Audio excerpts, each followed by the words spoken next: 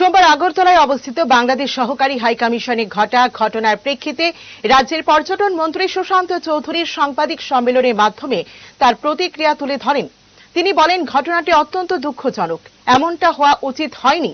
সেই সাথে তিনি আরো বলেন, পাশাপাশি এটাও মনে রাখতে হবে, এটা কিন্তু দীর্ঘদিনের জমা ক্ষোভের একটা বহিঃপ্রকাশ।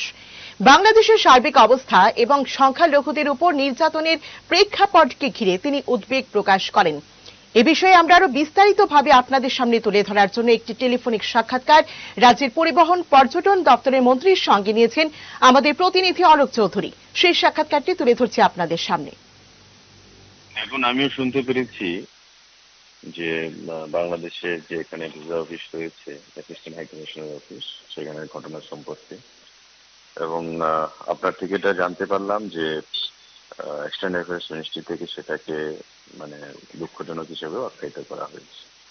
এবং আমিও ব্যক্তিগতভাবে মনে করি, আমার সরকার মনে করে যে যদি কোনো বহির্দেশে কোনো এমবেসি বা ভিসা অফিস বা হাই কমিশনের অফিস সেখানে যদি কোনো কারণে আক্রান্ত হয়, এটা দুঃখজনক, নিশ্চয়ই দুঃখজনক, এটা হওয়া উচিত না। কিন্তু পাশাপাশি এটাও মনে রাখতে হবে যে এটা কিন্তু দীর্ঘদিনের জমা ক্ষোভের একটা বহিঃপ্রকাশ, এবং যে সংগঠন থেকে করা হয়েছে, হিন্দু সংগঠন থেকে, তারা নিশ্চয়ই আগে এই ধরনের ঘটনার সঙ্গে লিপ্ত ছিল না।